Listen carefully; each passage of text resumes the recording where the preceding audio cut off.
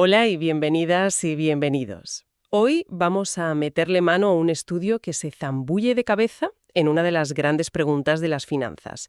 ¿Por qué tomamos las decisiones que tomamos con nuestro dinero? Y sobre todo, ¿cómo podemos protegernos de nosotros mismos al invertir? Que a veces somos nuestro peor enemigo. Totalmente. Pues tenemos sobre la mesa un documento que aborda justo esto de una forma, la verdad, fascinante. Parte de un concepto que llaman utilidades en forma de S. Que, para que nos entendamos, es la idea de que nos duele muchísimo más perder 100 euros de lo que nos alegra ganarlos. Exacto, esa simetría. Y el estudio no se queda solo en el diagnóstico, que eso ya lo sabíamos, sino que propone soluciones muy concretas. Y muy ingeniosas, diría yo. Sí. Vamos a explorar tres de sus grandes ideas. La primera es una solución matemática, casi poética, para un tipo de gestión de riesgos muy estricta, la dominancia estocástica de primer orden. Que el nombre asusta, pero la idea es sencilla. Es como ponerle un suelo de hormigón a tu cartera, una garantía. Luego nos meteremos en el meollo, en el verdadero quebradero de cabeza. Un problema mucho más complejo para el que diseñaron un algoritmo muy astuto. Y aquí es donde la cosa se pone interesante de verdad. Y para rematar, la parte que ya parece de ciencia ficción.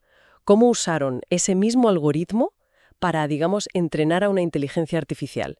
Y consiguieron que lo hiciera mucho más rápido y mejor. Así que el objetivo de hoy es desmenuzar estas ideas para ver qué significan en el mundo real, ¿no? Eso es, ir al grano. Venga, pues empecemos por el principio.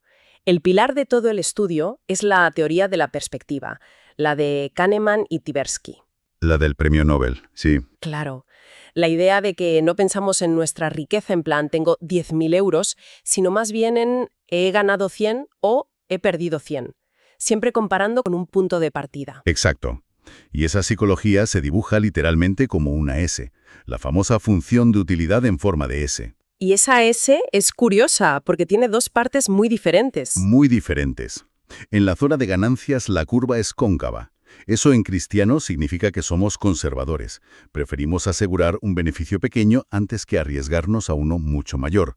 El más vale pájaro en mano. Pero en la zona de pérdidas... Ahí en la zona de pérdidas la cosa cambia. Ahí la curva se vuelve convexa. Y nos transformamos. Pasamos de inversores prudentes a jugadores de casino. De repente, estamos dispuestos a asumir unos riesgos enormes para intentar evitar una pérdida aunque sea pequeña. Y este es el comportamiento que vemos todos los días, ¿no? Alguien ve que una acción suya cae y en vez de vender y cortar la sangría... Compra más. Cruza los dedos y reza para que rebote y recuperar lo perdido. Una esperanza a menudo irracional. El estudio lo deja muy claro. Esta mentalidad nos empuja directamente a acumular lo que llaman riesgo de cola. El famoso cisne negro, el evento que nadie espera y que te puede barrer del mapa. Lo inquietante es pensar que es nuestra propia mente la que nos empuja hacia ese precipicio. Da un poco de vértigo, sí. Y aquí es donde los que diseñan las estrategias de inversión se tiran de los pelos. Porque este modelo psicológico, aunque sea más realista... Para las matemáticas es una auténtica pesadilla. ¿Por qué? Porque esa función en S, al no ser puramente cóncava, rompe todos los juguetes de los matemáticos financieros. Los algoritmos de optimización de toda la vida, los que usan los bancos y los fondos de inversión. No funcionan. O no funcionan. O peor. A veces te dan una respuesta que parece buena, pero que, como advierte el documento, es una bomba de relojería. Te recomiendan una cartera que por debajo esconde un riesgo de ruina total. Entiendo. Y las herramientas de siempre para medir el riesgo, el famoso VaR, el valor en riesgo, tampoco nos ayuda aquí. Pues la verdad es que sirve de muy poco. El VaR te dice algo como, el 99% de las veces no perderás más de X. El problema es que no te dice absolutamente nada de lo que pasa en ese 1% restante. La cola. Y es francamente muy peligroso. Vale. El panorama es complicado. Los modelos tradicionales no encajan con nuestra psicología y las alarmas de riesgo no suenan donde deberían. ¿Qué solución proponen? Aquí es donde introducen la idea de la dominancia estocástica. Suena muy académico, pero la idea que transmiten es casi como la de una red de seguridad.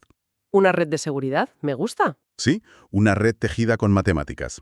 La idea es obligar a que la cartera que construyes sea siempre mejor que una cartera de referencia, un benchmark. Y hay dos formas de definir ser mejor, ¿no? Eso es. La primera es la dominancia de primer orden, la FSD. Es la más estricta. ¿Qué tan estricta? A prueba de balas. Imagina que te comparas con el IBEX 35, pues una restricción FSD te garantiza que en el peor 1% de los días, tu cartera lo hará igual o mejor que el IBEX. Y en el peor 5% también. Y en el peor 50% también, punto por punto. O sea, que nunca, jamás vas a tener un día peor que tu referencia. Jamás. Es un suelo absoluto, una protección total. Suena increíblemente seguro. Quizá demasiado. ¿No te impide arriesgar un poco para buscar más ganancias? Has dado en el clavo. Es tan fuerte que puede ser demasiado restrictiva. Te ata mucho las manos. Por eso, el verdadero interés, el campo de batalla, está en la segunda opción. La dominancia estocástica de segundo orden, la SSD. Exacto, que es una versión más flexible, más, digamos, realista. ¿Y en qué se diferencia? ¿Cómo funciona esa flexibilidad? A ver, si la primera te garantizaba no tener un solo día peor, esta segunda es más sutil. Te dice algo como, mira, puede que algún día puntual lo hagas un poco peor que el benchmark, pero te aseguro que la suma total de tus días malos será mucho menos dolorosa que la suma de los suyos. Entiendo. No protege de cada golpe, sino del caos, del sufrimiento acumulado. Justo, y eso te da mucho más margen de maniobra para buscar rentabilidad. Vale, esto suena al santo grial. Flexible pero segura. ¿Dónde está la trampa? Porque tiene que haber una. La trampa es un muro matemático. Cuando combines esa flexibilidad del SSD con la psicología de la S, toda la caja de herramientas matemáticas que se ha usado durante décadas se rompe. ¿Se rompe cómo? Es que los grandes teoremas que son la base de todo esto, como el teorema del Max-Min de Sion, que es fundamental en optimización, pues simplemente dejan de funcionar. No son aplicables. La maquinaria matemática se gripa.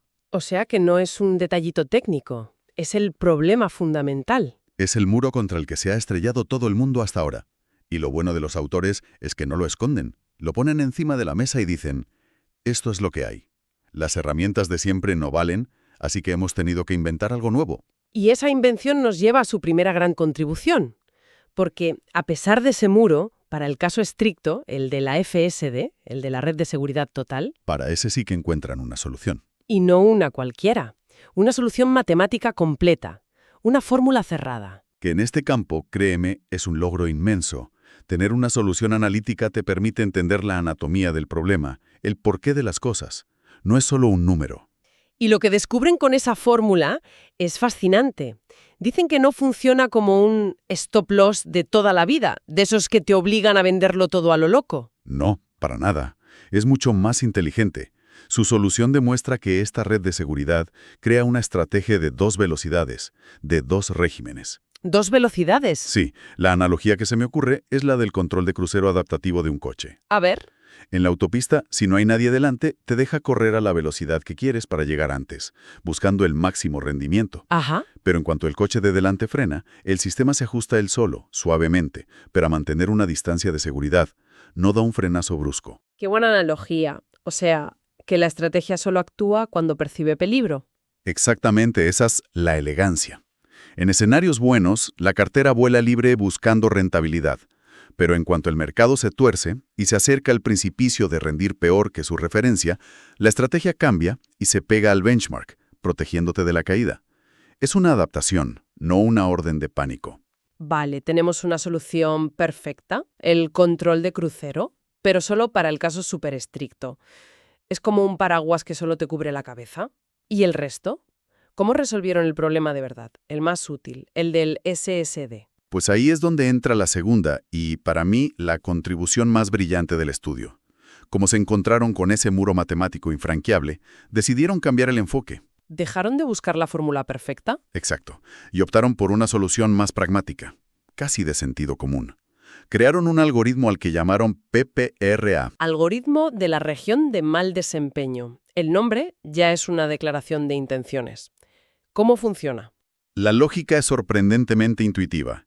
En lugar de intentar resolver el universo de golpe, el algoritmo hace 2 cosas.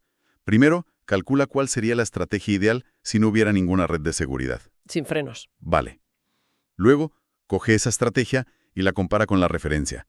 E identifica con precisión milimétrica en qué escenarios del futuro esa estrategia sin frenos lo haría peor.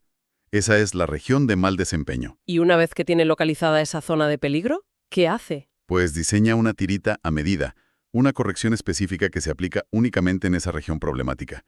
En todo el resto de escenarios, donde la estrategia original funciona de maravilla, la deja en paz. Es una intervención quirúrgica. Totalmente. Corrige solo donde y cuando hace falta, sin lastrar el rendimiento el resto del tiempo. La idea me parece genial, muy eficiente. Pero antes dijiste que era una solución pragmática. Supongo que aquí viene el pero. Aquí viene el matiz crucial, sí. Y los autores son muy honestos con esto. La solución que te da este algoritmo es, en el lenguaje técnico, subóptima. Un momento, subóptima suena fatal. Si mi gestor me dice que su estrategia es subóptima, salgo corriendo. Significa que es mala. No, para nada. Es una distinción importante. No significa que sea mala. Significa que no podemos probar matemáticamente que no exista en el universo otra estrategia que sea un 0,001% mejor. Ah, vale. Todas las simulaciones que hacen funciona de maravilla. Es la diferencia entre un mapa dibujado a mano por un explorador experto, que te lleva a tu destino el 99,9% de las veces, y un mapa de satélite perfecto. Para el viajero, el del explorador es increíblemente práctico y valioso. Entiendo. Es una solución de ingeniería brillante, no una verdad matemática absoluta. Has dado en el clavo. Y esa idea de solución de ingeniería me lleva a pensar, hoy en día cuando oímos problema complejo, pensamos en IA. ¿Intentaron simplemente lanzarle el problema a una inteligencia artificial y a ver qué pasaba? Buena pregunta. Y la respuesta es que sí, pero con un giro muy inteligente. Y ahí es donde entra la tercera pieza del puzzle. ¿Cuál es el giro? Pues que sabían perfectamente que pedirle a una red neuronal estándar que resolviera esto desde cero sería probablemente un desastre. ¿Por qué un desastre? Porque sería como pedirle que aprenda a jugar al ajedrez sin enseñarle las reglas. Acabaría aprendiendo, sí, pero después de millones de partidas y seguramente se quedaría atascada en estrategias muy mediocres. Sería un proceso lentísimo y muy ineficiente. ¿Y qué hicieron entonces para evitarlo? Usaron su solución de ingeniería, el algoritmo PPRA que ya habían construido, para darle a la IA un mapa del tesoro. La guiaron. Exacto. En lugar de decirle, busca la solución, le dijeron, oye, escucha, este problema tiene una estructura. Hay unas regiones donde te tienes que comportar así, y otras donde te tienes que comportar asá. Tu punto de partida es este. Básicamente le dieron una clase magistral sobre el problema antes de ponerla a trabajar. No la dejaron aprender a ciegas. Para nada. El resultado es lo que llaman una red neuronal por piezas guiada por el algoritmo. Y los resultados que presentan son asombrosos. Decenas de miles que necesitaría una red estándar. Una diferencia brutal. Y no solo es más rápida, las soluciones que encuentras son de mayor calidad. Carteras que al final del día ofrecen un mejor resultado para quien invierte. Esto es un ejemplo de colaboración hombre-máquina en toda regla, pero por buscarle las cosquillas, este enfoque tiene alguna debilidad. La tiene. Su gran fortaleza es también su posible debilidad. El rendimiento tan bueno de esta red guiada depende de que el mapa inicial que le da el algoritmo PPRA sea bueno. Claro. Si por alguna razón exótica, en un caso muy particular, el algoritmo no captura bien la esencia del problema, la red neuronal podría quedar atrapada en esa visión inicial. O sea, la guía es poderosa, pero también puede introducir un sesgo. Podría. Y hay otra lectura interesante. El hecho de que su red guiada destroce a la red estándar nos dice lo increíblemente difícil que es este problema. Demuestra que los métodos de fuerza bruta, a ciegas, se atascan en soluciones mediocres. La intuición humana estructurada, la solución de ingeniería, es lo que marca la diferencia. Fantástico. Creo que hemos recorrido todo el camino. Si tuviéramos que empaquetar todo esto en unas cuantas conclusiones claras, ¿con qué nos quedamos? Pues yo me quedaría con 3 ideas principales. La primera, para la gestión de riesgos más estricta, la del suelo de hormigón, ahora sabemos que existe una solución matemática, elegante, que funciona como ese control de crucero adaptativo. Vale. La segunda, diría yo, es que para el problema más realista y complejo, el del SSD, aunque no tengamos la fórmula mágica, tenemos una herramienta increíblemente ingeniosa, el algoritmo PPRA. Exacto. Ese enfoque de detectar y corregir solo las zonas problemáticas es una forma brillante de abordar algo que parecía irresoluble. Y la tercera, la simbiosis. La combinación de esa ingeniería humana con la potencia de la IA. Sin duda. Usar nuestro conocimiento para guiar a las redes neuronales no solo acelera el proceso de forma espectacular, sino que mejora la calidad de los resultados. Es una simbiosis muy poderosa. Y si tuvieras que traducir todo esto para alguien que gestiona inversiones, ¿cuál sería la implicación final? La implicación es que estamos viendo nacer herramientas que permiten crear estrategias de inversión más robustas y a la vez más alineadas con la psicología humana real. Nos permiten, digamos, beneficiarnos del realismo de la teoría de la perspectiva sin caer en sus trampas mortales. Como la de acumular riesgo de cola. Justo esa. Dicho esto, hay que poner una pequeña nota a pie de página. ¿Cuál sería? Que todo este análisis se hace en un mundo de laboratorio, en lo que los economistas llaman mercados completos, un modelo idealizado. Sin comisiones, sin impuestos. Exacto. Aplicar estas soluciones tal cual en el mundo real requeriría adaptaciones, pero la filosofía que hay detrás, la intuición, sigue siendo perfectamente válida y muy valiosa. Para terminar, me quedo con una reflexión. Este estudio es un ejemplo perfecto de cómo avanza la ciencia hoy, tejiendo puentes entre disciplinas. Aquí se junta la psicología, las matemáticas financieras de toda la vida y la inteligencia artificial más puntera. Sí, es una fusión muy interesante. Y me hace pensar que quizá el futuro de las finanzas complejas no pertenezca a los especialistas de un solo campo, sino a quienes sepan construir estos puentes entre la intuición humana y la potencia de cálculo de las máquinas. La pregunta que nos deja es, ¿estamos viendo nacer una forma completamente nueva de resolver problemas que hasta ahora considerábamos intratables? Gracias por habernos acompañado en este análisis a fondo. Hasta la próxima.